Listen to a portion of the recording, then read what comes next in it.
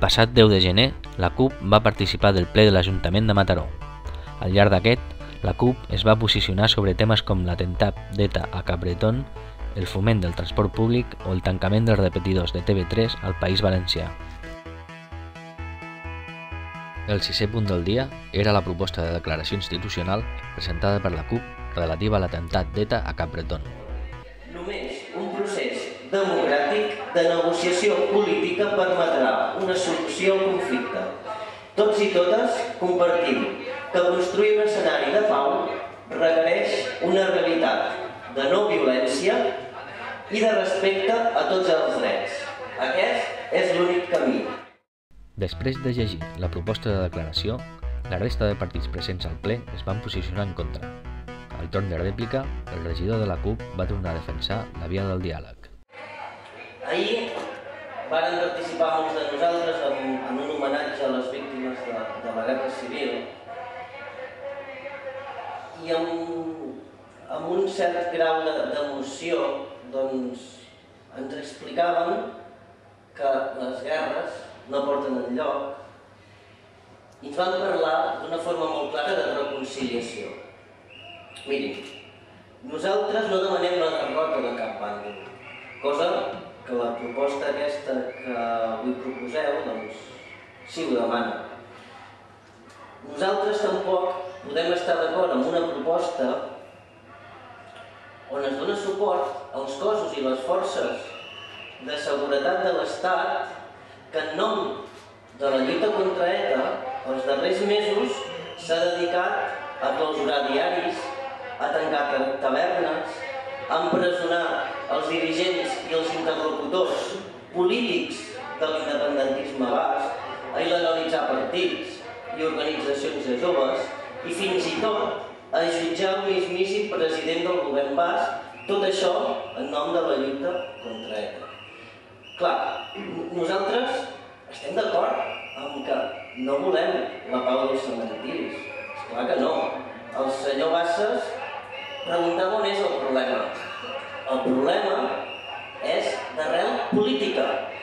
I això és així. I per tant, com que és un problema d'arrel política, només pot tenir una solució d'arrel política.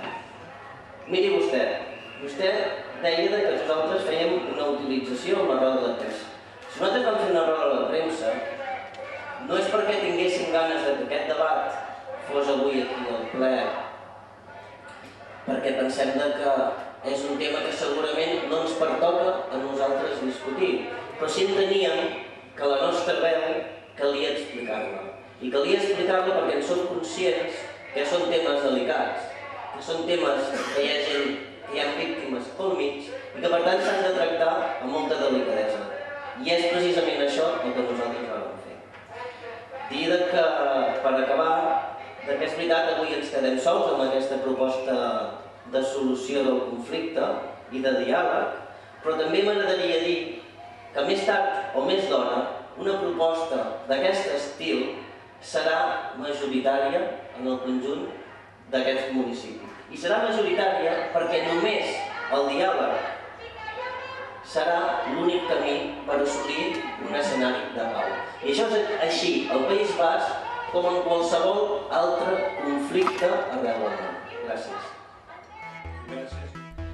Després de parlar amb diverses associacions de Tarragona, la CUP va decidir abstenir-se a la votació de la resolució presentada pel tripartit i CiU per donar suport a la candidatura de Tarragona com a capital de la cultura europea 2016.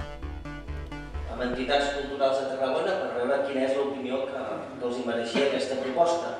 El primer que em van dir i van comentar és que és una iniciativa que ha deixat de banda el que són les entitats locals pròpies de la ciutat de Tarragona i que d'entrada ja els semblava que, tal com s'estava iniciant el procés, no era un procés prou participatiu. D'altra banda, em comentaven que és una iniciativa bàsicament promocionada per entitats poc relacionades amb el món cultural, com poden ser empreses de treball temporal, com pot ser l'empresa Repsol, etc. I en tercer lloc em comentaven que nomenar Tarragona capital de la cultura els semblava una mica paradoxal en tant que ells es troben denunciant que a la seva pròpia ciutat, a dia d'avui, no hi ha ni un sol teatre en funcionament, en el que és el centre de la ciutat no hi ha ni una sola sala de cinema.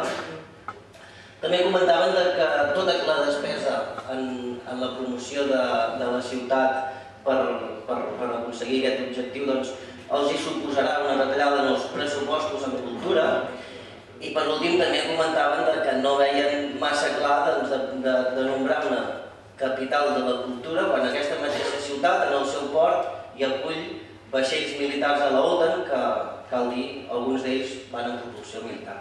És per això que davant d'aquesta proposta nosaltres ens abstindrem i entenem que ens agradaria poder haver-ho treballat més bé, però d'entrada, per precaució, el nostre vot serà l'abstenció. Gràcies, senyor Fontria. Al desè punt del dia, el PP presentava una proposta criticant els nous límits de velocitat a les carreteres. La CUP va votar en contra. Contestar el que comentava el senyor Ferrando i en paraules seves deia que avui per avui el transport privat és el més eficaç. Doncs precisament per això hem de canviar aquesta inèrcia i convertir el transport públic en el més eficaç de tots. Un transport públic que, com molt bé vostè deia en el seu exemple, li permeti a una senyora anar a Barcelona, després a l'altra punta fer tots els encàrrecs i això en transport públic de la manera més ràpida, més còmoda i de més qualitat. Aquest ha de ser el nostre objectiu polític.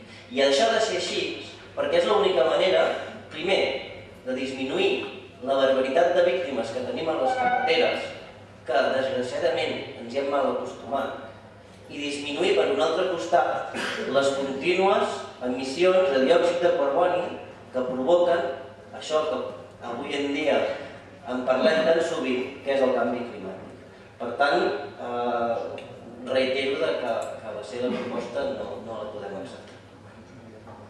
Moltes gràcies, senyor José Manuel López. Tots els partits, menys el PP, van presentar una proposta conjunta contra el tancament dels repetidors de TV3 al País Valencià.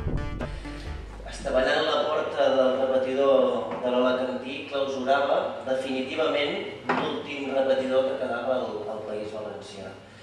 El president de l'Acció Cultural del País Valencià, l'Eliseu Clement, denunciava que s'ha comès l'atac més greu a Catalunya durant els darrers últims 30 anys. Nosaltres no sabem si és l'atac més greu, però sí sabem que és un atac gravíssim. Un atac que va directament contra una expressió en català, i és per això que s'ataca. I per tant entenem que és una decisió política, i és una decisió política en clau electoralista que els darrers anys, entre el PP i el PSOE, han anat utilitzant per a ús propi. Senyors del PP, facin-s'ho mirar.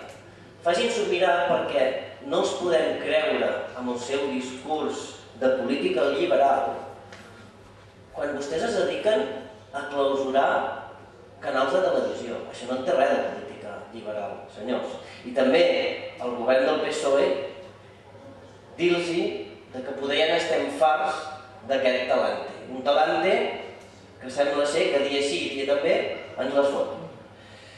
Per nosaltres restablir TV3 al País Valencià és restablir el dret a decidir dels valencians a poder veure TV3. I això és un dret elemental, i això és democràcia. Vostè, senyor Mojedano, ha fet tot un seguit d'intervenció dient coses sense sentit. L'únic que vostè ha dit amb sentit és quan ha parlat de reciprocitat. Evidentment, senyor Mojedano, els valencians tenen dret a veure TV3 i el reste dels països catalans tenim dret a veure la televisió valenciana, com qualsevol altra televisió dels països catalans.